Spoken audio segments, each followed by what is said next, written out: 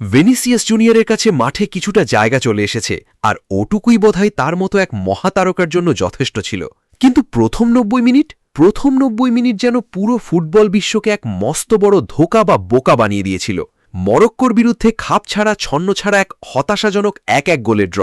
Lakh lakh Selecao সমর্থক সেদিন ম্যাটলাইফ stadium থেকে এক অদ্ভুত অস্বস্তি আর বুক ভাঙা কষ্ট নিয়ে বাড়ি ফিরেছিলেন। চারিদিকে তখন একটাই গুঞ্জন, তবে কি এই দলটা বিশ্বমঞ্চের জন্য তৈরি ছিল না? তবে কি আগের বিশ্বকাপগুলো সেই দগদগে ক্ষতগুলো এখনও ব্রাজিলকে তাড়া করে বেড়াচ্ছে? তবে কি এটা সেই চিরচেনা যোগবনিতর ব্রাজিল নয়, যারা ফুটবলের শ্রেষ্ঠ ট্রফিটি উঁচিয়ে ধরতে পারে? যে জাতি ফুটবলের সাফল্য বলতে কেবল এবং কেবল চ্যাম্পিয়নশিপ বা সোনালি ট্রফিটাকেই বোঝে, তাদের কাছে টুর্নামেন্টের শুরুতেই মাত্র একটি পয়েন্ট পাওয়া যেন কোনো সতর্কবার্তার চেয়ে কম ছিল না। সোশ্যাল মিডিয়ায় মুহূর্তেই সমালোচনার সুনামি ধেয়ে এসেছিল।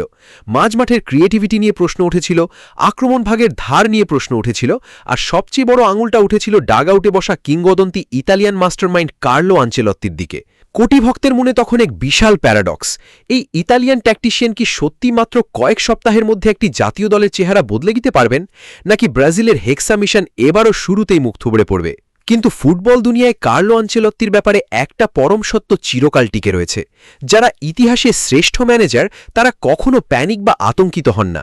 তারা নীরব চোখে পর্যবেক্ষণ করেন, পরিস্থিতির সাথে খাপ খাইয়ে নেন এবং তারপর এক চালের দাবার ঘুঁটিতে পুরো দৃশ্যপট বদলে দেন। কারণ কার্লো গত ৩০ বছরেরও বেশি সময় ধরে ফুটবল মাঠে একটা সাধারণ সত্য প্রমাণ করে আসছেন, যে ফুটবল কখনো জেদ বা একঘেয়েমি দিয়ে জেতা যায় না। এটি জেতা যায় মানুষের মন আর ড্রেসিং রুমের সাইকোলজিকে বোঝার মাধ্যমে। ইনি সেই জীবন্ত কিংবদন্তি যিনি ক্লাব ফুটবলে ইউরোপ জয় করেছেন রেকর্ড ৫ বার। ফুটবল ইতিহাসের একমাত্র ম্যানেজার যিনি ইতালি, ইংল্যান্ড, ফ্রান্স, জার্মানি এবং স্পেনের ঘরোয়া লীগ শিরোপা জয়ের রাজকীয় কীর্তি রয়েছে যার পকেটে। ৩০টিরও বেশি মেগা ট্রফি জয়ী একজন কাপ্তান। এমন একজন মানুষ যিনি ব্যালন ডিওর জয়ী, চ্যাম্পিয়ন্স লিগ লেজেন্ড এবং বিশ্বসেরা দেমাগি সুপারস্টারদের দিয়ে ঠাসা ড্রেসিং রুমে হেঁটে গেছেন এবং কোনো এক অলৌকিক জাদুতে তাদের প্রত্যেককে একে অপরের জন্য মাঠে জানপ্রাণ বাজি রেখে লড়াই করতে রাজি করিয়েছেন। তিনি কখনো ডাগআউটে জোরে চিৎকার করে এটি করেননি, কোনো ভীতি বা একনায়কতন্ত্র সৃষ্টি করে এটি করেননি, বরং তিনি ফুটবল মনস্তত্ত্বের এমন এক গোপন বিদ্যা আয়ত্ত করেছিলেন যা খুব কম ম্যানেজারই প্রকৃতপক্ষে পারেন। তা হল প্রতিটি খেলোয়াড় আলাদা, প্রতিটি দলের নিজস্ব একটা ব্যক্তিত্ব রয়েছে এবং কৌশল কখনো খেলোয়াড়দের শাসন করবে না, বরং কৌশল তৈরি হবে খেলোয়াড়দের সেবা করার জন্য। এটাই সাধারণ দুর্দান্ত কোচদের সাথে ইতিহাসের অমর কোচদের পার্থক্য গড়ে তোলে। মরক্কোর সাথে সেই হতাশাজনক ড্রয়ের পর আনচেলত্তি জনসম্মুখে কাউকে বলির পাছাড়া বানাননি, নিজের খেলোয়াড়দের উপর দোষ চাপিয়ে মিডিয়া ট্রায়াল করেননি বা কোনো সস্তা অজুহাত খোঁজেননি। এর পরিবর্তে চুইংগাম চিবোতে চিবোতে তিনি নিঃশব্দে আবার ফিরে যান তার আসল ল্যাবরেটরিতে। ঘণ্টার পর ঘণ্টা ভিডিও অ্যানালিসিস, জটিল কৌশলগত মিটিং আর প্রতিপক্ষের গেম প্ল্যান নিয়ে পড়াশোনা করার পর ডন কার্লোর কাছে আসল সিদ্ধান্তটি জলের মতো পরিষ্কার হয়ে উঠেছিল। আনচেলত্তি বুঝতে পেরেছিলেন ব্রাজিল আসলে ব্রাজিলের মতো করে খেলছিলই না। আগের ম্যাচের 4-2-3-1 ফরমেশনটি মাঝমাঠকে পুরোপুরি বিচ্ছিন্ন করে দিয়েছিল। কাসেমিরো এবং ব্রুনো গিমারায়েস খেলা নিয়ন্ত্রণ করার বদলে রক্ষণভাগের অতিরিক্ত দায়িত্ব সামলাতে গিয়ে ক্লান্ত হয়ে পড়ছিলেন, যার ফলে আক্রমণভাগে ভিনিসিয়াসরা বক্সে বড্ড একা হয়ে যাচ্ছিলেন, আর তাদের প্রত্যেকটি মুভমেন্ট প্রতিপক্ষের ডিফেন্ডারদের কাছে অনুমানযোগ্য হয়ে উঠছিল। ব্রাজিলের স্কোয়াডে হয়তো সব জায়গায় প্রতিভার খনি ছিল, কিন্তু গেম থিওরি অনুযায়ী পর্যাপ্ত ব্যালেন্স বা ভারসাম্য ছিল না। তাই আনচেলত্তি টুর্নামেন্টের সবচেয়ে বড় এবং সাহসী সিদ্ধান্তটি নিলেন।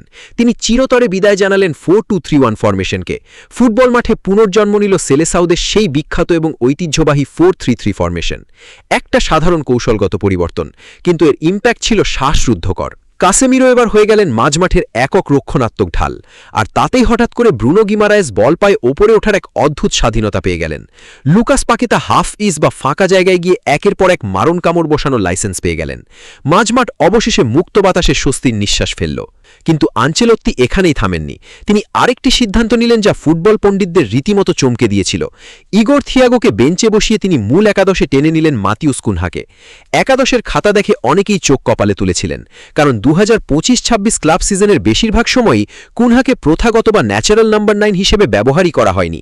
রুবেন আমোরিম কিংবা মাইকেল ক্যারিকের মতো আধুনিক ম্যানেজাররা কুনহাকে মাঝমাঠার আক্রমণের মাঝামাঝি কিছুটা গভীর বা ফলস পজিশনে খেলাতেই বেশি পছন্দ করতেন। কিন্তু কার্লো আনচেলত্তি জোহরি চোখ অন্য কিছু দেখেছিল। তিনি কুনহার মধ্যে দেখেছিলেন খাঁটি স্ট্রাইকার সুলভ প্রবৃত্তি, অবিশ্বাস্য অফ দ্য বল মুভমেন্ট আর প্রতিপক্ষের ডিফেন্সে বিশৃঙ্খলা তৈরি করার এক দানবীয় ক্ষমতা। কুনহা এমন এক স্ট্রাইকার যে বলের জন্য মাঠে দাঁড়িয়ে অপেক্ষা করে না, বরং শিকারী চিতার মতো বলের ওপর ঝাঁপিয়ে পড়ে। প্রবাদ আছে, মাঠের সেরা 11 জন খেলোয়াড়কে নামালেই ম্যাচ জেতা যায় না, নামাতে হয় সঠিক 11 জনকে। আর কার্লো আনচেলত্তি ঠিক সেই নিখুঁত দানটিই চাললেন। আর এই ট্যাকটিক্যাল জুয়ার ফলাফল তা ছিল একেবারেই তাৎক্ষণিক আর জাদুকরী। ফিলাডেলফিয়ার মাঠে যখন ব্রাজিল দল প্রবেশ করল, তখন তাদের দেখে মনে হচ্ছিল সম্পূর্ণ ভিন্ন এক ক্ষুরোধার সেনাদল। শুধু কৌশলগতভাবেই নয়, মানসিকভাবেও তাদের বডি ল্যাঙ্গুয়েজ বদলে গিয়েছিল। প্রতিটি পাসে ছিল রাজকীয় আত্মবিশ্বাস, প্রতিটি মুভমেন্টে ছিল গোল করার তীব্র উদ্দেশ্য। এমনকি প্রথম গোলের আগেও ব্রাজিলকে অনেক বেশি ভয়ঙ্কর মনে হচ্ছিল। ব্রুনো গিমারায়েসের একটা চমৎকার স্কুপড পাসে হাইতির ডিফেন্স লাইন ভেঙে রাফিনহা ভেবেছিলেন ডেডলক ভেঙেছেন, কিন্তু অফসাইডের পতাকা সাময়িকভাবে তাকে গোল থেকে বঞ্চিত করে। তবে এই নতুন ব্রাজিল যে দমে যাওয়ার পাত্র ছিল না, তা ম্যাচের প্রথমার্ধেই টের পাওয়া গেল। ম্যাচের মাঝপথে ভিনিসিয়াস জুনিয়র বাম প্রান্ত থেকে তার সেই চিরচেনা ইলেকট্রিক গতিতে হাইতির ডিফেন্স চিরে ভিতরে ঢুকে যান। তার নেওয়া জোরালো বুলেট শট হাইতির গোলরক্ষক জুনি প্লাসিদ কোনোমতে হাত থেকে সেভ করলেও বলটি পুরোপুরি ক্লিয়ার করতে পারেননি। আর ঠিক তখনই বাঘের মতো বক্সে ওত পেতে থাকা মাতিউস কুনহা সবার আগে রিয়্যাক্ট করেন। এক টাচ, এক নিখুঁত ফিনিশ আর গোল। ঠিক এই ধরনের স্ট্রাইকার সুলভ খুনি প্রবৃত্তির অভাবটাই এতকাল ব্রাজিলকে ভোগাচ্ছিল। এবং খিদের মুখে কুনহা আবার গর্জে উঠলেন। এবার ভিনিসিয়াস জুনিয়র হাইতির রক্ষণভাগের পেছন থেকে আরেকটি পিন পয়েন্ট মাপা পাস বাড়ান। কুনহা ফাঁকা জায়গায় ঝড়ের গতিতে ডিফেন্ডারদের পেছনে ছুটে যান। গোলকিপারের চোখের ভাষা পড়ে নিয়ে ঠান্ডা মাথায় বলটি জালে জড়ান। 2-0। খেলা ওখানে খতম। মাত্র ৪৫ মিনিটের মধ্যে ডন কার্লোস সবচেয়ে বড় জুয়াটি তার মাস্টার স্ট্রোক সিদ্ধান্তে পরিণত হল। তারপর এলো সেই মহা এপিক মুহূর্ত, যা এই বিশ্বকাপে ব্রাজিলের সাম্বা ফুটবলের পুনর্জন্মের অফিসিয়াল ঘোষণা দিল। ভিনিসিয়াস জুনিয়র, যে খেলোয়াড় চ্যাম্পিয়ন্স লিগের বড় বড় রাতে রিয়াল মাদ্রিদকে একাই টেনে নিয়ে গেছেন, আজ ব্রাজিলের বিখ্যাত জার্সিতে তাকে সম্পূর্ণ মুক্ত আর স্বাধীন মনে হল। হাইতির ডিফেন্স লাইনের পেছন থেকে চিতার মতো দৌড়ে এসে তিনি প্রথমার্ধে শেষ হওয়ার ঠিক আগেই ব্রাজিলের পক্ষে ৩ নম্বর গোলটি করলেন। কোনো বাড়তি চাপ ছিল না, কোনো দ্বিধা ছিল না, কেবল এক রাজকীয় আত্মবিশ্বাস। ঠিক যে আত্মবিশ্বাসের জন্য বিশ্বজুড়ে কোটি কোটি ব্রাজিলিয়ান ভক্ত বছরের পর বছর ধরে চাতক পাখির মতো অপেক্ষা করছিলেন। ম্যাচের দ্বিতীয়ার্ধটি ছিল গোলের নয়, সেটি ছিল পিওর কন্ট্রোল বা ডমিনেশনের। কাসেমিরো তার চিরচেনা বিশ্বস্ততা দিয়ে রক্ষণভাগ আগলে রেখেছিলেন, গ্যাব্রিয়েল আকাশ ছোঁয়া লড়াইগুলোতে ডমিনেট করছিলেন, আর মার্কিনহস প্রতিটি ব্যাকলাইন মুভমেন্ট নিখুঁতভাবে গাইড করছিলেন। হাইতি যখনই দু একবার সুযোগ পাওয়ার চেষ্টা করেছে, অ্যালিসন বেকার দেওয়াল হয়ে দাঁড়িয়ে আরেকটি বিশ্বমানের সেভ উপহার দিলেন। ওয়ান্ডারকিড এনরিক এমনকি চতুর্থ গোলটিও জালে জড়িয়েছিলেন, কিন্তু আবারও অফসাইডের পতাকা তা বাতিল করে। তবে ৩-০ ব্যবধানের এই ক্লিনশিট জয় আর সন্তোষজনক পারফরমেন্স প্রমাণ করে দিল, আনচেলত্তির আইডিয়াগুলো অলরেডি বিশ্বমঞ্চে ডালপালা মেলতে শুরু করেছে। হাইতি বধের পর ব্রাজিলের সামনে এলো স্কটল্যান্ড, সম্পূর্ণ ভিন্ন এবং ফিজিক্যাল ফুটবলের এক কঠিন চ্যালেঞ্জ। টিকে থাকার জন্য মরিয়া স্কটিশদের বিরুদ্ধে এটি ছিল ব্রাজিলের জন্য প্রমাণ করার ম্যাচ যে আগের ম্যাচের জয়টি স্রেফ কোনো ফ্লুক বা তুড়ি মেরে ওড়ানো জয় ছিল না। ম্যাচ শুরু হতে না হতেই মাত্র 7 মিনিট, ঠিক এটুকুই সময় লেগেছিল স্কটিশ ডিফেন্সকে বোকা বানাতে। স্কটিশ ডিফেন্ডারের একটা অসতর্ক পাস মাঝমাঠেই চিলের মতো কেড়ে নেন তরুণ তারকা রায়ান। তিনি কোনো দেরি না করে তাৎক্ষণিকভাবে বল বাড়িয়ে দেন ফাঁকায় থাকা ভিনিসিয়াস জুনিয়রকে। গোলকিপারের পাশ দিয়ে এক আলতো টাচ আর ফাঁকা জালে বল। 1-0। সাধারণ, নিখুঁত, নিরবিচ্ছিন্ন ফুটবল। আর এই গোলের সাথে সাথে ভিনিসিয়াস এক অনন্য কীর্তি গড়েন। ব্রাজিল এরপর আর এক মুহূর্তের জন্য স্কটল্যান্ডকে ম্যাচে ফেরার রিয়্যাক্ট করার সুযোগ দেয়নি। প্রতিটি ট্রানজিশন বা কাউন্টার অ্যাটাক যেন আগে থেকে ল্যাবরেটরিতে মেপে মেপে অনুশীলন করা। প্রথমার্ধ শেষ হওয়ার ঠিক আগে ব্রুনো গিমারায়েস দূর পোস্টে এক দুরূহ জ্যামিতিক কোণ থেকে সুন্দর এক ক্রস ভাসিয়ে দেন। সেখানে যেন চুম্বকের মতো অপেক্ষায় ছিলেন ভিনিসিয়াস। আরেকটি নিখুঁত ফিনিশ। সন্ধ্যার পর্দায় তার দ্বিতীয় এবং টুর্নামেন্টে নিজের 4টি গোল। একসময় ব্রাজিলের হয়ে যে পারফরমেন্সের জন্য তাকে খোদ দেশের মাটিতেই কড়া সমালোচনা সইতে হতো, আজ তাকে বন্দনা করছে পুরো ফুটবল বিশ্ব। স্কটল্যান্ড দ্বিতীয়ার্ধের পর ঘুরে দাঁড়ানোর চেষ্টা করেছিল। স্কট ম্যাকটমিন বক্সের বাইরে থেকে এক জোরালো শটে অ্যালিসনকে কঠিন পরীক্ষা করতে বাধ্য করেছিলেন, কিন্তু ব্রাজিলিয়ান বাজপাখি শান্তভাবে বল গ্রিপ করে মনে করিয়ে দিলেন কেন তাকে বিশ্বের অন্যতম সেরা গোলরক্ষক বলা হয়। আর এর ঠিক পরেই ব্রাজিলের হয়ে শেষ পেরুকটি ঠুকলেন সেই মাতিউস কুনহা। মাঝমাঠ থেকে বল পেয়ে অসাধারণ ড্রিবলিংয়ে স্কটিশদের গোলকিপারকে বোকা বানিয়ে শান্তভাবে ফিনিশ করলেন। 3টি ম্যাচ, 2টি স্টার্ট, আর কুনহার নামের পাশে জলজল করছে 3টি গোল। কার্লো আনচেলত্তির এই কুনহা জুয়া আজ টুর্নামেন্টের অন্যতম সেরা রূপকথা। ম্যাচের শেষ দিকে দীর্ঘ 3 বছর পর নেইমার জুনিয়র যখন তার প্রথম আন্তর্জাতিক ম্যাচে ব্রাজিলের জার্সি গায়ে মাঠে নামলেন, ততক্ষণে ম্যাচের ভাগ্য পুরোপুরি লেখা হয়ে গেছে। ব্রাজিল আবারও 3-0 গোলের দাপুটে জয় নিয়ে মাঠ ছাড়ে। টানা 2টি জয়, 6টি গোল করা হয়েছে, 0 গোল হজম করা এবং গ্রুপ চ্যাম্পিয়ন।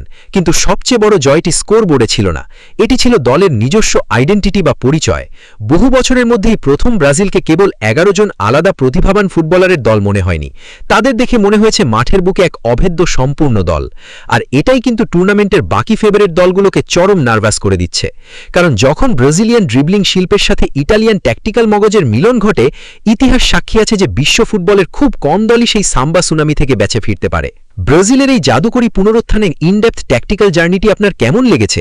ডন কার্লোর এই 4-3-3 ফরমেশন আর কুনহা জুনি কি ব্রাজিলকে বিশ্বসেরার মুকুট আনে দিতে পারবে? ঝটপট নিচে কমেন্ট বক্সে আপনার মূল্যবান আর চুলচেরা অ্যানালিসিস আমাদের জানিয়ে দিন।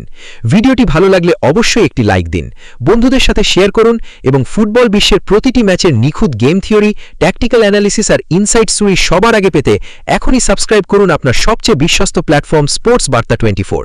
দেখা হচ্ছে পরের নকআউট পর্বের মেগা অ্যানালিসিসে। ভালো থাকবেন, সুস্থ থাকবেন। আল্লাহ হাফেজ।